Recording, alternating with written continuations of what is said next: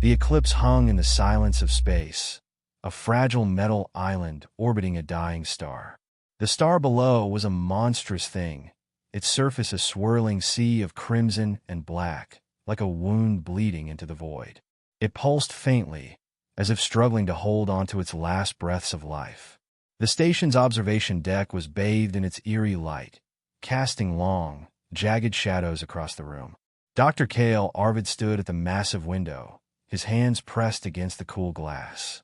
His reflection stared back at him, a man in his late 30s, with sharp features and tired eyes.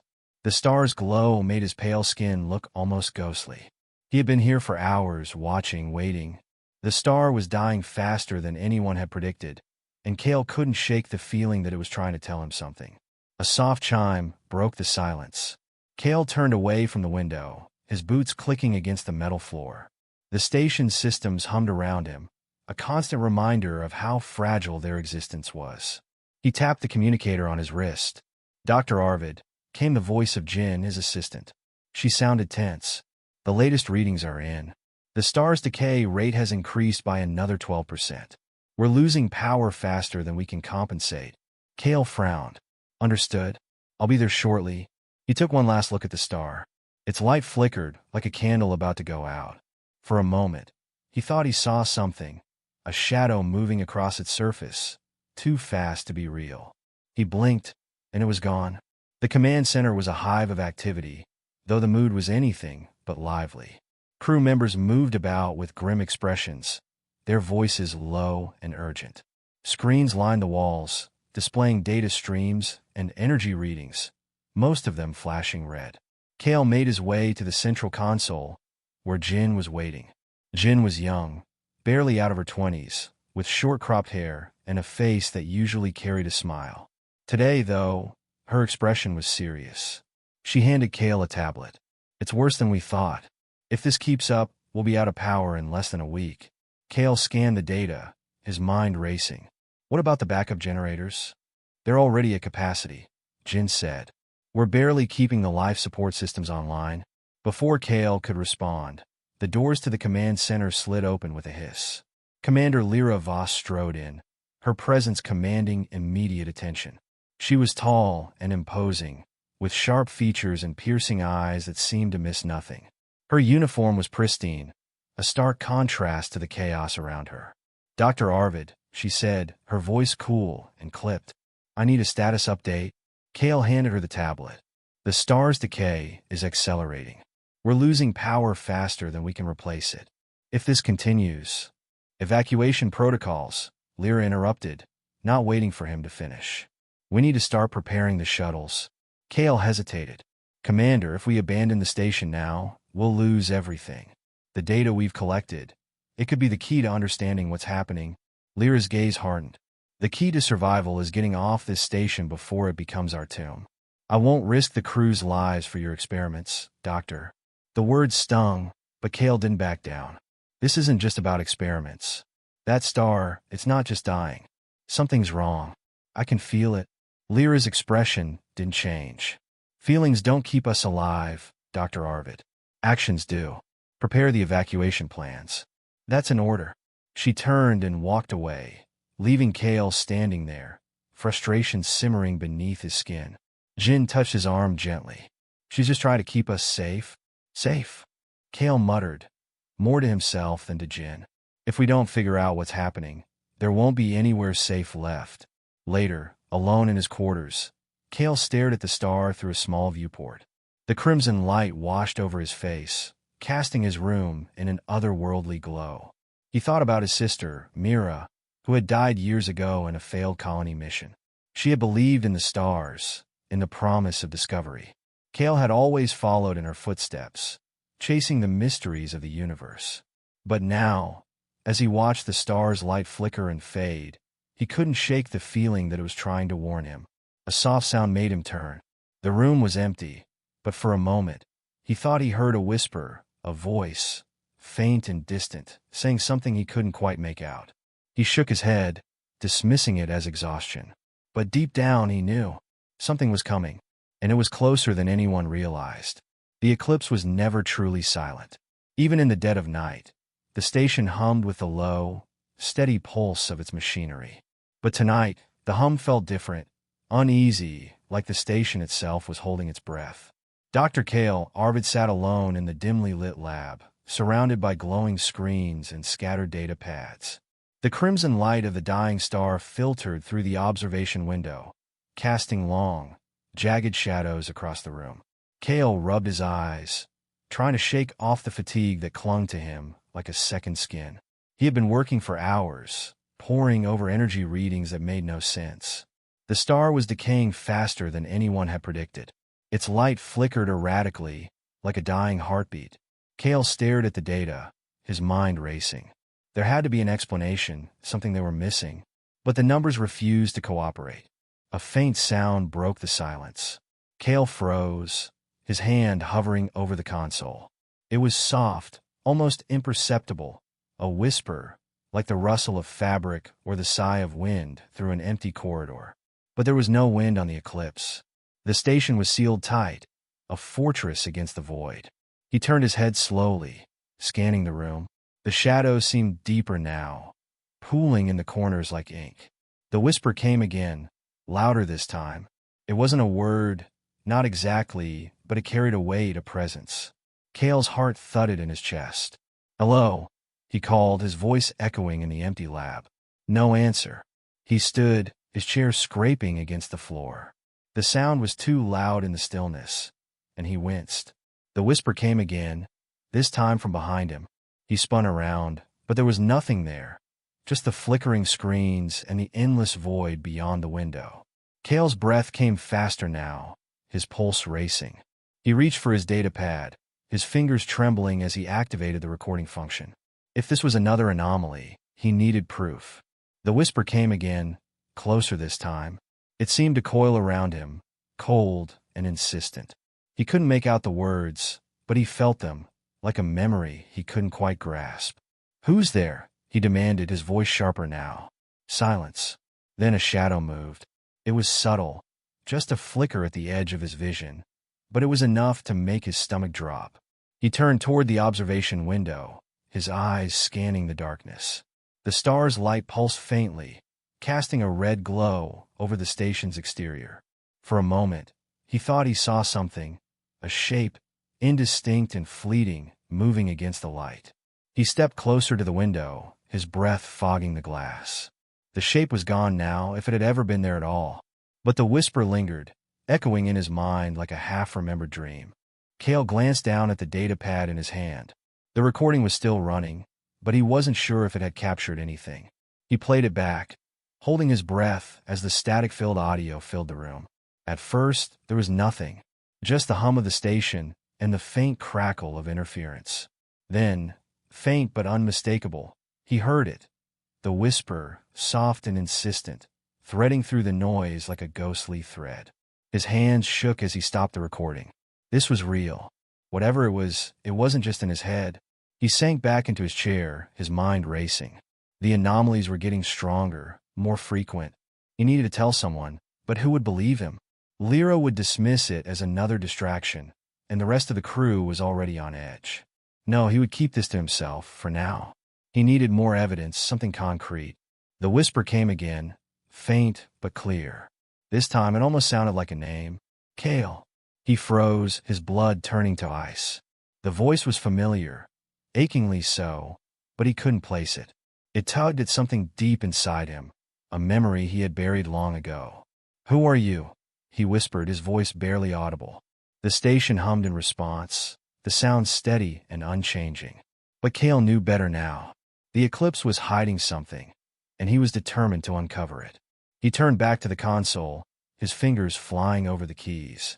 The data was a mess, but he would make sense of it. He had to. The whispers faded, but the feeling lingered, a cold, heavy weight in the air, like the station itself was watching him.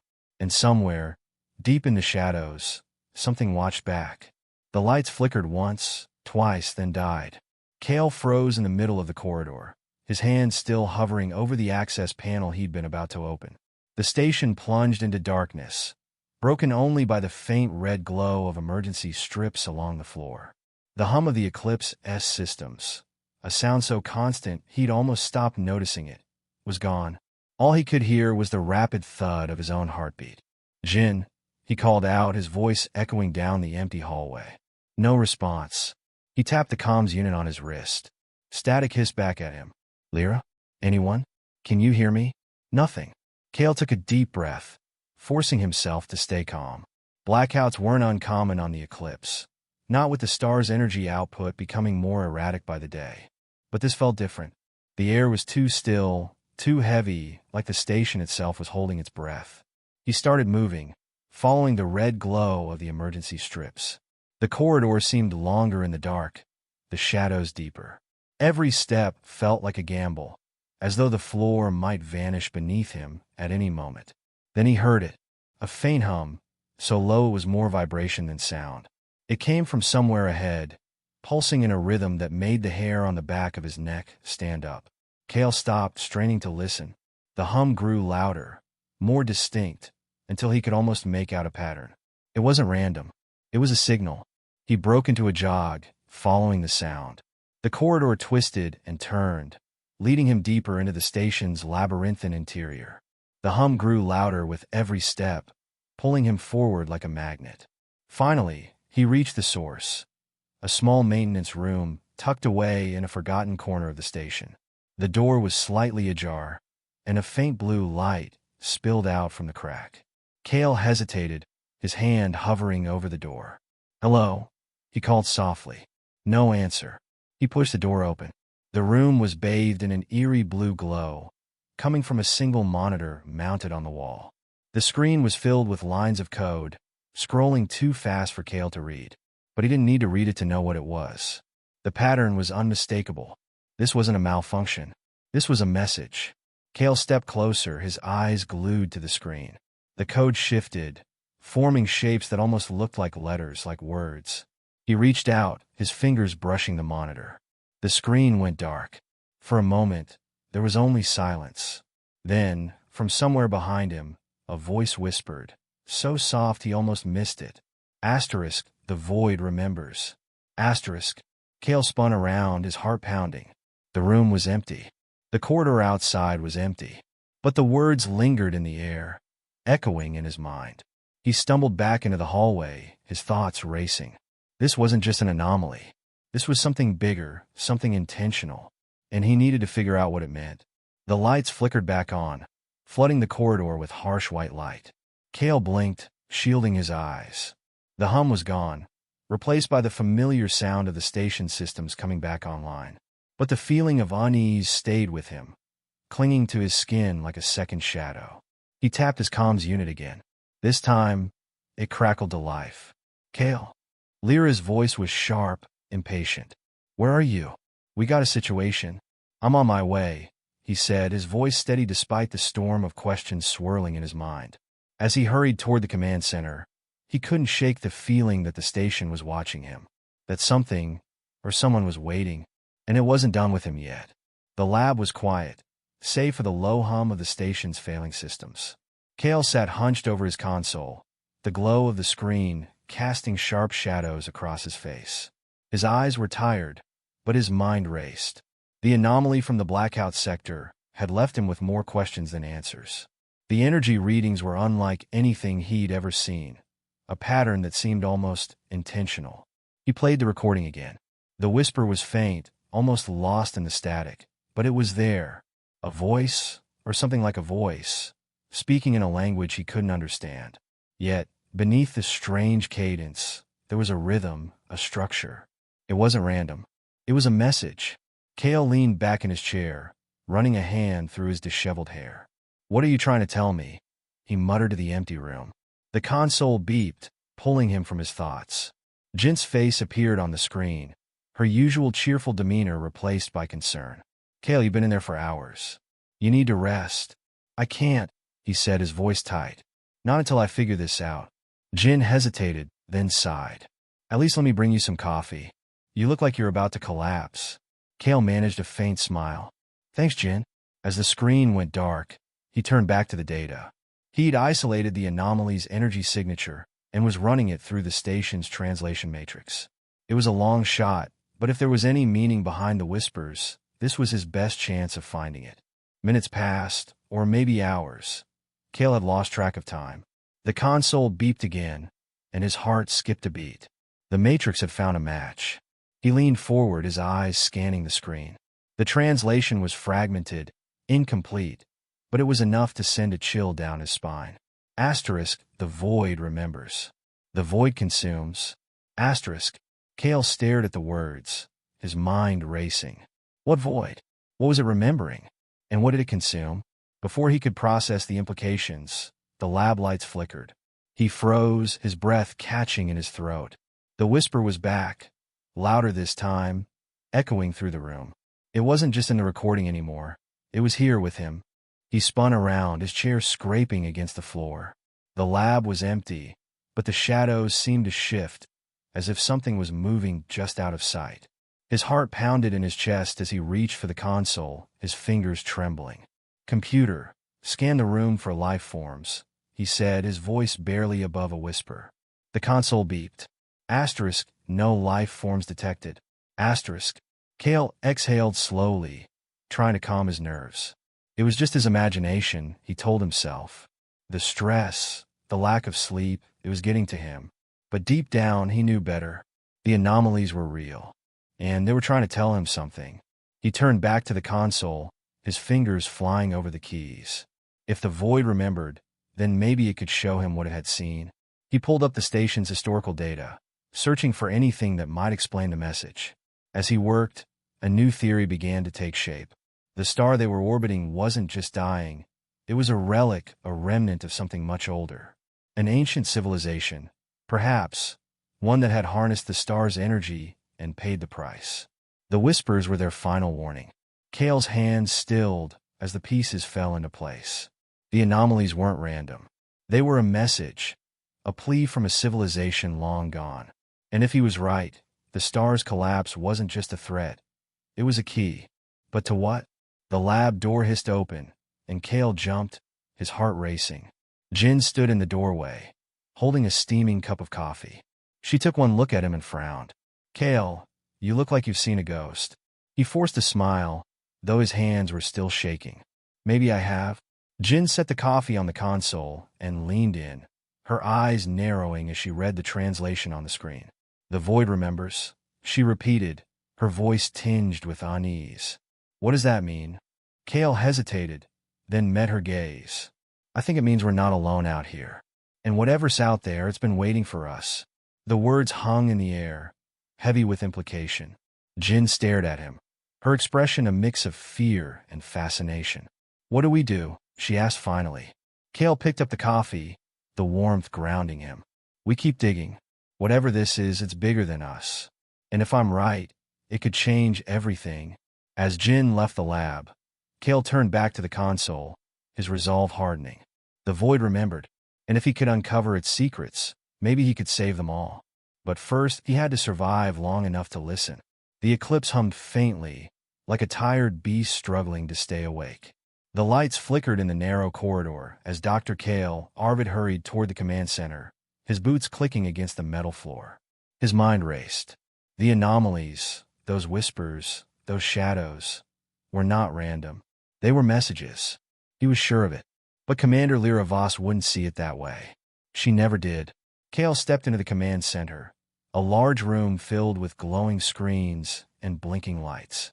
Lyra stood at the center, her sharp eyes scanning a holographic map of the station. She didn't look up as Cale approached. Commander, Cale began, his voice steady but urgent. We need to talk? Lyra finally glanced at him, her expression cold. If this is about your little ghost stories, Doctor, save it. We have real problems to deal with. Cale clenched his fists. This isn't a ghost story. The anomalies are real. They're trying to tell us something. Lyra turned fully to face him, her arms crossed. And what exactly are they saying, Cale? That the station is haunted? That we should all hold hands and sing while the star dies? The crew nearby shifted uncomfortably, pretending not to listen. Cale ignored them. I've decoded part of the message. It's a warning. The star's collapse isn't natural. Something, or someone, is causing it. Lyra's eyes narrowed. You're wasting time. We don't have the power to chase your fantasies. The crew comes first. We evacuate, and we do it now. Kale stepped closer, lowering his voice. If we leave now, we're abandoning the only clue that might save us. The anomalies are tied to an ancient civilization. They knew this would happen. They're trying to help us. Lyra's jaw tightened. Help us? By scaring my crew? By draining what little power we have left? No, I'm not risking lives on your hunches. Kale's frustration boiled over. This isn't a hunch. The data is clear. If we don't act, the star's collapse will trigger a chain reaction. It won't just destroy the station. It'll wipe out every colony in this sector. Billions of lives, Lyra. Billions. For a moment, Lyra hesitated. Kale saw the flicker of doubt in her eyes. But it was gone as quickly as it appeared. You're out of line, Doctor, she said, her voice like steel. I've given you every resource, every chance to prove your theories. And what have you given me? Fear. Panic. A crew that's too scared to do their jobs. Kale opened his mouth to argue, but Lyra cut him off. Enough, she snapped. Your investigation ends now. Focus on the evacuation. That's an order. The finality in her voice left no room for debate. Kale stared at her, his mind racing. He couldn't stop now, not when he was so close. But Lyra wasn't done. If I catch you wasting one more joule of power on this nonsense, I'll have you confined to quarters. Do you understand? Kale nodded stiffly. Understood? Lyra turned back to the holographic map, dismissing him without another word. Kale stood there for a moment, his chest tight with anger and frustration. Then he turned and walked out, his mind already working on a new plan. He couldn't stop. Not now. Not ever. As Kale left the command center, the station's lights flickered again. In the shadows, something moved. A whisper brushed against his ear, so faint he almost missed it. Asterisk, the void remembers. Asterisk. Kale froze, his heart pounding. He glanced around, but the corridor was empty. He smiled grimly. Lyra could give her orders, but the anomalies weren't done with him, and neither was he. The lights on the eclipse flickered again, casting long, jagged shadows across the narrow corridor. Dr. Kale, Arvid paused, his breath visible in the suddenly cold air. He clutched his data pad tighter, the screen glowing faintly in the dim light. The station had been acting stranger by the hour, and now even the walls seemed alive with whispers. Kale wasn't alone. Behind him, Jin, his assistant, shifted nervously. Her usually bright eyes were wide, darting from shadow to shadow. Did you hear that? She whispered, her voice barely audible over the hum of the failing systems. Kale didn't answer. He had heard it, a faint, almost musical whisper, like wind through an empty canyon. It wasn't the first time. Over the past few days, the anomalies had grown bolder. What had started as faint glitches in the station systems had become something far more unsettling. Shadows that moved when no one was there. Voices that spoke in no language anyone could understand. It's just the systems failing, Kale said, more to reassure himself than Jin. The star's decay is affecting the station's energy flow. That's all. Jin didn't look convinced. Systems don't whisper, Kale. They continued down the corridor, their footsteps echoing in the silence. The station felt emptier than usual, though Kale knew most of the crew were still aboard. It was as if the eclipse itself was holding its breath, waiting for something to happen. As they turned a corner, the lights flickered again, and Kale froze. Ahead, a shadow stretched across the wall, a shadow that didn't match their forms. It was taller, thinner, with long, spindly limbs that seemed to move independently. Kale's heart pounded as he watched it shift, its head tilting as if studying them. Do you see that? Jin asked, her voice trembling. Before Kale could answer, the shadow vanished, leaving only the faint glow of the emergency lights. The corridor was silent again, but the air felt heavier, as if the station itself was watching them. We need to get back to the lab, Kale said, his voice tight. Now. They moved quickly, their footsteps echoing louder now. Kale couldn't shake the feeling that they were being followed, that the shadows were closing in around them. He glanced over his shoulder, half expecting to see the spindly figure again, but the corridor was empty. When they reached the lab, Kale locked the door behind them and leaned against it, trying to steady his breathing. Jin collapsed into a chair, her hands shaking. "What was that, Kale?" she asked, her voice barely above a whisper. Kale didn't have an answer. He pulled up the data from his earlier scans, his fingers flying over the screen. The anomalies were increasing in frequency, their patterns becoming more complex. He had managed to decode a few fragments of the messages, but they made no sense. Asterisk, the void remembers. The void consumes. Asterisk. It's not just the star, Kale said, more to himself than to Jin. Something else is happening here. Something ancient. Jin stared at him, her fear giving way to curiosity. What do you mean? Before Kale could explain, the lab's lights flickered again, and the temperature dropped sharply. The whispers returned, louder this time, filling the room with a haunting melody. Kale's data pad buzzed violently, the screen flashing with static. And then, in the corner of the lab, the shadow reappeared. It was taller than before, its form shifting and twisting like smoke. Kale and Jin backed away, their eyes locked on the figure. It didn't move toward them, but its presence was overwhelming, filling the room with a sense of dread and wonder. "What do you want?" Kale asked, his voice steady despite the fear clawing at his chest. The shadow didn't answer. Instead, it raised one long, spindly arm and pointed toward the observation window. Outside, the dying star pulsed faintly, its crimson light casting an eerie glow over the station. And then, as suddenly as it had appeared, the shadow vanished. The lab was silent again, the whispers gone. Kale and Jin stood frozen, their breaths visible in the cold air. "We need to tell Lyra," Jin said finally, her voice shaking. Kale shook his head. "She won't believe us. Not without proof." "Then what do we do?" Kale looked back at the observation window, where the dying star hung like a bleeding wound in the void. "We keep digging," he said. "Whatever this is, it's trying to tell us something. And I'm not going to stop until I figure out what." The lab's lights flickered once more, and the whispers returned, faint but unmistakable. Kale clenched his fists, his fear giving way to determination. The shadows were no longer just a mystery. They were a warning, and Kale intended to listen. The lab was silent except for the low hum of the station's failing systems. Kale sat hunched over his console, his eyes bloodshot from hours of staring at the screen. The flickering light of the dying star outside cast long shadows across the room, making the space feel smaller, more suffocating. He had been working non-stop since the last anomaly, piecing together fragments of data like a detective solving a cosmic mystery. The messages were cryptic, written in a language that wasn't quite language, more like patterns of light and sound that his computer could barely translate. But he was close. He could feel it. "Kale," Jin's voice broke the silence. She stood in the doorway, holding a cup of something steaming.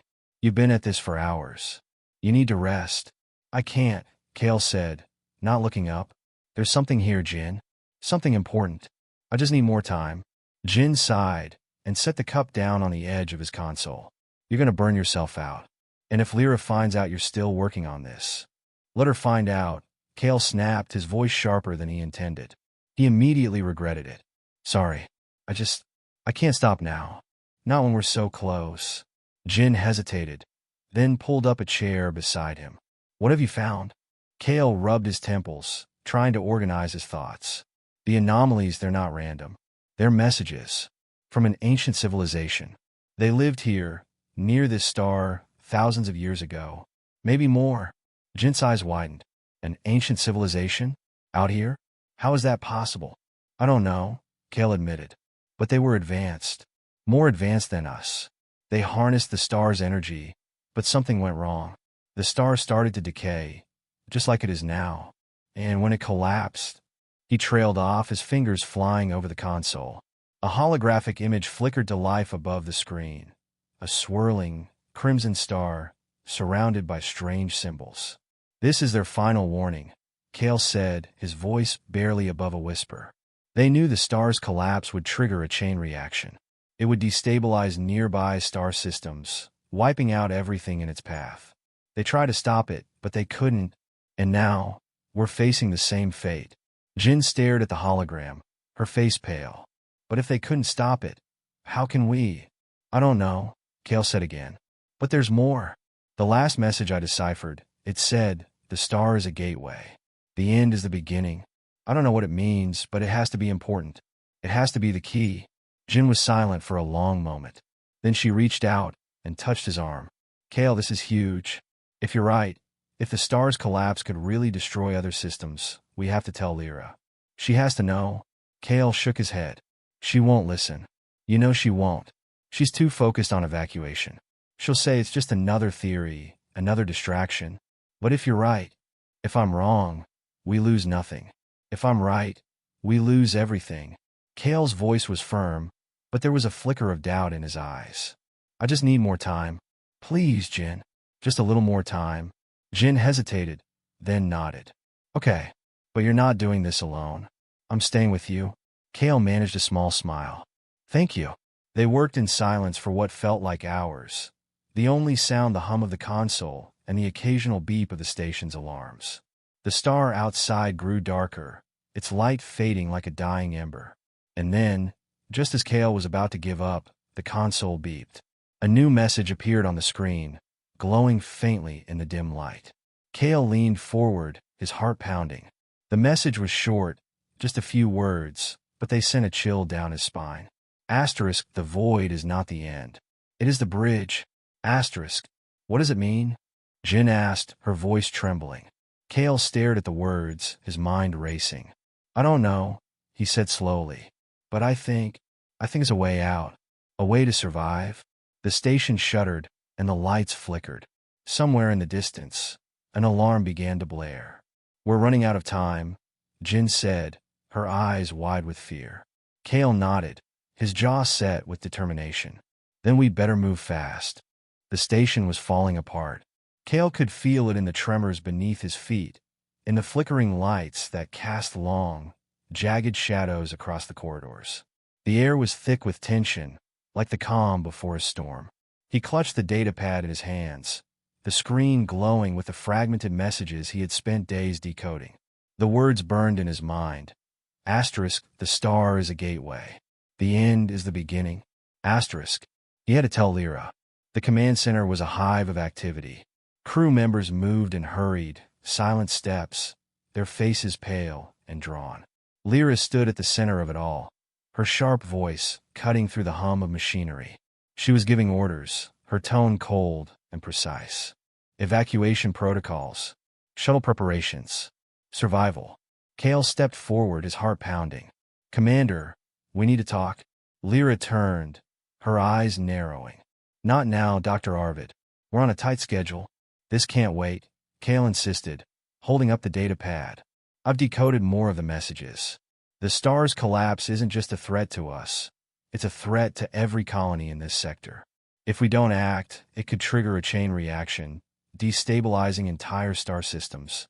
Lyra's expression didn't change. She crossed her arms, her voice steady but edged with impatience. "And what do you propose we do? We don't have the power or the time to stop a star from collapsing." "We don't need to stop it," Kale said, his voice rising. "We can redirect it. The messages, they're not just warnings. They're instructions. If we use the station's remaining energy, we can create a stable wormhole. It's our only chance." For a moment, Lyra was silent. Then she shook her head. "No, it's too risky. We stick to the evacuation plan. We get the crew out of here."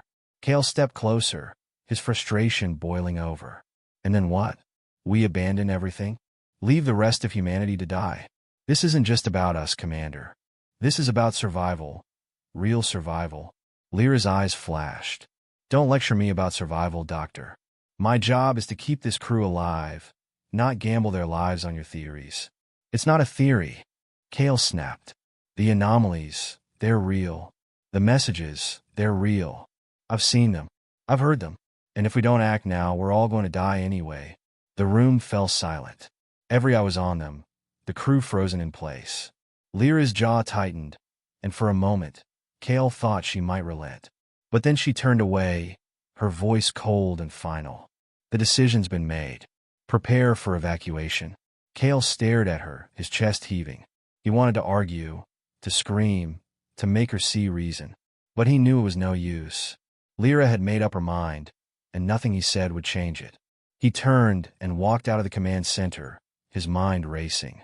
If Lyra wouldn't listen, he would have to do this alone. The station's corridors were eerily quiet, the usual hum of machinery replaced by an unsettling silence. Cale moved quickly, his footsteps echoing in the emptiness. He reached the lab and began gathering what he needed: tools, equipment, anything that might help him decode the final message. Jin was waiting for him when he arrived. Her face was pale, her eyes wide with fear. "Cale, what's going on?" "They're saying we're evacuating." "We are," Cale said, his voice grim. "But I'm not going." Jin's eyes widened. "What?" "Cale, you can't stay here. The station's falling apart. You'll die." "Maybe," Cale said, his hands moving quickly as he set up the equipment. "But if I don't do this, a lot more people will die." "I have to try, Jin. I have to." Jin hesitated, then nodded. "What do you need?" Cale looked at her, surprised. "You're not going to try to stop me?" Jin managed a small smile. "Someone has to keep you out of trouble." For the first time in days, Cale felt a flicker of hope. He handed her a datapad. "Help me with this. We need to decode the final message before the star collapses." Together, they worked in silence, the weight of the station's impending doom pressing down on them. The minutes ticked by, each one bringing them closer to the end. And then, finally, the message appeared on the screen. Asterisk, "The void is not the end. It is the bridge." Asterisk. Cale stared at the words, his heart pounding. He had his answer. Now all he had to do was make it work. But time was running out. The station was falling apart. Cale stumbled through the dimly lit corridors, his breath ragged, his heart pounding. The eclipse groaned around him, its metal bones creaking under the strain of the dying star's pull. The crimson light from the observation decks flickered like a dying flame, casting long, jagged shadows that seemed to reach for him as he ran. He had to get to the lab. The final message was there, waiting for him. He could feel it, like a whisper in the back of his mind, urging him forward. The anomalies had grown stronger, more insistent. They weren't just whispers now. They were voices, clear and desperate, echoing through the empty halls. Asterisk, "The void is not the end." Asterisk. The words repeated in his head, over and over, as he skidded around a corner and nearly collided with Jin. "Cale," she shouted, grabbing his arm to steady him. Her face was pale, her eyes wide with fear. "The star, it's collapsing faster than we thought. Lyra's ordered everyone to the shuttles. We have to go." Cale shook his head, pulling free from her grip. "Not yet. I'm close, Jin. I can decode the final message. It's the key, I know it is." "You're going to get yourself killed," she cried, her voice breaking. "The station won't hold much longer." "Please, Cale." He looked at her, his chest tightening. She was right. The station was coming apart at the seams. But he couldn't leave. Not now. Not when he was so close. "Go," he said softly. "Get to the shuttles. I'll be right behind you." Jin hesitated, tears welling in her eyes. Then she nodded, squeezing his hand once before turning and running down the corridor. Cale watched her go, his heart heavy, before forcing himself to move again. The lab was a mess. Papers and equipment were scattered across the floor, and the monitors flickered with static. Cale rushed to the console, his fingers flying over the keys. The anomalies had left traces in the system, fragments of data that he'd been piecing together for days. Now, with the station shaking around him, he worked faster than ever, his mind racing. Asterisk, "The void is not the end." Asterisk. The words appeared on the screen, followed by more lines of code, equations, diagrams. Cale's breath caught as he realized what he was looking at. It wasn't just a warning. It was a solution. The star's collapse could be redirected. If he could stabilize the core long enough, he could create a wormhole, a bridge to another galaxy. It was risky, nearly impossible, but it was their only chance. "Cale." He turned to see Lyra standing in the doorway, her face hard, her eyes blazing. "What are you still doing here? The shuttles are leaving." "Now. I found it," he said, his voice trembling with excitement. "The final message. We can stop the chain reaction. We can save everyone." Lyra stepped closer, her gaze flickering to the screen. For a moment, she hesitated. Then she shook her head. "It's too late. The station's falling apart. We don't have time for this. We have to try. Cale shouted, his voice echoing in the small room. If we don't, the star's collapse will destroy everything. Not just us. Every colony, every outpost. Everyone. Lyra stared at him, her jaw clenched. For a long moment, she said nothing. Then she let out a sharp breath. What do you need? Cale's heart leapt. Power. As much as we can get. And access to the core. Lyra nodded, already moving to the console. I'll reroute the remaining energy. You focus on the wormhole. The station shuddered violently, and the lights flickered. Cale grabbed the edge of the console to steady himself, his mind racing. He didn't have much time. As he worked, the voices grew louder, more insistent. They weren't just in his head now. They were all around him, filling the room with a low, resonant hum. Asterisk, the void is not the end. It is the bridge. Asterisk. Cale's hands trembled as he entered the final sequence. The screen flashed, and a new set of coordinates appeared. The wormhole. It's ready, he said, his voice barely above a whisper. Lyra looked at him, her expression unreadable. Then she nodded. Do it. Cale took a deep breath and pressed the key. For a moment, nothing happened. Then the station shook so violently that Cale was thrown to the floor. The lights went out, plunging the room into darkness. And then, a sound, a deep, resonant hum that seemed to come from everywhere and nowhere at once. Cale looked up, his heart pounding, as a brilliant light filled the room. The wormhole had opened. It was beautiful, a swirling vortex of light and energy, shimmering like a living thing. Cale stared at it, his breath caught in his throat. It was their salvation, their bridge to a new beginning. But the station was still falling apart. Go, Lyra said, pulling him to his feet. The shuttles will follow the coordinates. You've done your part. Cale shook his head. I have to stay. The wormhole needs to be stabilized, or it could collapse. Lyra's eyes narrowed. You're not staying behind. I have to, Cale said, his voice firm. It's the only way. For a moment, Lyra looked like she might argue. Then she nodded, her expression softening. You're a stubborn man, Cale Arvid. He smiled faintly. So I've been told. Lyra hesitated, then reached out and clasped his shoulder. Thank you. And then she was gone, disappearing into the corridor. Cale turned back to the console, his hands steady now. He had work to do. The station groaned around him, the sound of metal twisting and breaking. But Cale didn't flinch. He focused on the wormhole, on the light that filled the room. Asterisk, the void is not the end. Asterisk. As the station began to collapse, Cale felt a strange sense of peace. He had done it. He had saved them. And as the void closed in around him, he thought he heard his sister's voice, soft and clear. Asterisk, you did well, Cale.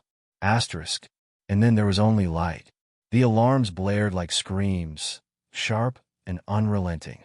Red lights flashed across the corridors of the eclipse, casting everything in a bloody glow.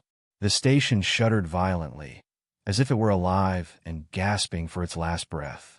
Cale stumbled through the chaos, clutching a datapad in one hand and a wrench in the other. His heart pounded in his chest, each beat echoing the dying thrum of the star below. Cale! Lyra's voice cut through the noise, sharp and commanding. She appeared at the end of the corridor, her face pale but determined. The star's core is destabilizing faster than we thought. We have minutes, maybe less. Cale nodded, his throat too dry to speak. He glanced at the datapad, where the final message glowed faintly. Asterisk, the void is not the end. It is the bridge. Asterisk, he had figured it out. The star's collapse could be redirected, its energy funneled into creating a stable wormhole. But they had to act now. The generator, Cale said, his voice hoarse. We need to get to the generator. Lyra didn't argue. Together, they sprinted down the corridor, their boots clanging against the metal floor. The station groaned around them, its walls buckling under the strain. A burst of sparks erupted from a nearby panel, and Cale shielded his face, feeling the heat singe his skin. They reached the generator room, a massive chamber filled with towering machines and tangled wires. Garrett was already there, his hands flying over a control panel. His face was slick with sweat, and his eyes were wide with panic. It's not working, Garrett shouted. The systems are failing too fast. I can't stabilize the output. Cale rushed to his side, his mind racing. He scanned the readings, his fingers trembling as he adjusted the settings. We need to reroute the power manually. Lyra, take the secondary console. Garrett, hold the main line steady. Lyra didn't hesitate. She moved to the console, her movements precise and deliberate.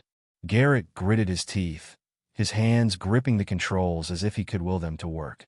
The station shook again, harder this time.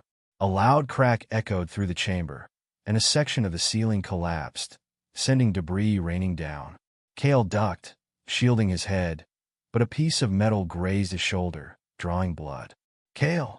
Jint's voice came through the comms, frantic and desperate. The evacuation shuttles are ready, but we're losing power. If you're going to do something, do it now. Cale's hands flew over the controls, his mind a whirlwind of calculations and fear. He could feel the star's energy building, a monstrous force that threatened to tear the station apart. But he also felt something else, a strange, almost electric hum in the air, as if the anomalies were watching, waiting. Almost there, Cale muttered, more to himself than anyone else. Just a little more. The lights flickered, then went out completely. For a moment, the chamber was plunged into darkness, broken only by the faint glow of the control panels. Then, with a deafening roar, the star's core imploded. The station lurched violently, throwing Cale to the ground. He scrambled to his feet, his ears ringing. The generator was sparking wildly, its systems overloaded. It's not going to hold, Garrett shouted, his voice barely audible over the noise. Cale's mind raced. There was only one way to stabilize the generator.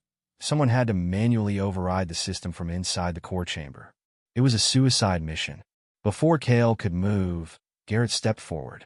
I'll do it, he said, his voice steady. Cale stared at him, stunned. Garrett, you don't have to. Yes, I do, Garrett interrupted. He met Cale's eyes, and for the first time, there was no anger, no cynicism, just resolve. I've been running my whole life. Let me do this. Let me make it count. Cale hesitated, then nodded. Thank you, he said, his voice thick with emotion. Garrett gave a grim smile. Don't make it weird. Then he turned and ran into the core chamber, the door's ceiling shut behind him. Cale and Lyra worked frantically, their hands moving in unison. The generator hummed louder, its energy building to a crescendo. The station shook again, and the walls began to buckle. Now! Cale shouted. Lyra slammed her hand down on the control panel. The generator roared to life, its energy surging through the station. A brilliant light filled the chamber, so bright it hurt to look at. Cale shielded his eyes, his heart pounding. For a moment, everything was still. Then, with a sound like the universe itself tearing apart, the wormhole opened. It was beautiful, a swirling vortex of light and energy, shimmering like liquid starlight. The evacuation shuttles shot through it, one by one, their engines glowing against the darkness. Cale let out a breath he didn't realize he'd been holding. It worked, he whispered, but the station was falling apart. The walls groaned, and the floor beneath them cracked. Lyra grabbed Cale's arm, her grip firm. We have to go. Now. Cale shook his head. The wormhole needs to stay stable. Someone has to stay behind. Lyra's eyes widened. Cale, no. It's the only way, Cale said, his voice calm. He handed her the data pad. Take this. It has everything, the messages, the calculations. Tell them I'm sorry. Lyra hesitated, then nodded. She squeezed his hand, her eyes glistening. Thank you, she said softly. Then she turned and ran, disappearing into the light. Cale stood alone in the chamber, the wormhole glowing before him. The station shuddered again, and he knew it was only a matter of time. But he wasn't afraid. As the walls collapsed around him, Cale closed his eyes. He thought of his sister, her smile, her laugh, and for the first time in years, he felt at peace. The void swallowed him, and the station was no more. The eclipse shuddered violently, its metal bones groaning under the strain. Alarms blared, red lights flashing like angry eyes in the dark. Cale gripped the edge of the control panel, his knuckles white. The star outside was collapsing, its crimson light flickering like a dying heartbeat. Time was running out. Kale. Lyra's voice crackled over the comms. The shuttles are ready. What's your status? Kale's fingers flew across the console, inputting the final sequence. Almost there. The wormhole generator is online, but it needs a stable power source to activate. I'm rerouting the station's remaining energy. You're out of time, Lyra snapped. The star's core is destabilizing. If you don't get out now... I know, Kale interrupted, his voice calm but firm. But if I leave, the wormhole won't hold. The shuttles won't make it. There was a pause. Then Lyra's voice softened. Just a little. Kale, don't do this. He smiled faintly, though she couldn't see it. It's already done. Just get everyone through. That's an order, Commander. The comms went silent. Kale took a deep breath and turned back to the console. The final message from the ancient civilization echoed in his mind. Asterisk, the void is not the end. It is the bridge. Asterisk, he had spent his life searching for answers, and now he had found them. But the cost was higher than he had ever imagined. The station shook again, harder this time. A panel exploded nearby, showering sparks like tiny stars. Kale ignored it, his focus entirely on the console. The wormhole generator hummed to life, its energy building like a storm. Outside, the dying star began to implode, its light bending and twisting as the wormhole formed. Come on, Kale muttered, his eyes fixed on the readouts. Just a little more. The generator's hum grew louder, vibrating through the floor and into Kale's bones. The wormhole began to take shape, a swirling vortex of light and energy. It was beautiful, like a doorway to another world. Kale. Lyra's voice broke through the chaos. The shuttles are entering the wormhole. It's working. Relief flooded through him, but there was no time to celebrate. The station was falling apart around him. Cracks spread across the walls, and the air grew thin as the life support systems failed. Go, Kale said, his voice steady. I'll keep it stable as long as I can. Kale, Lyra's voice broke. Thank you. The comms went silent again. Kale leaned back in his chair, watching the wormhole grow brighter. The shuttles were safe. Humanity would survive. That was all that mattered. The station shook one last time, and the lights went out.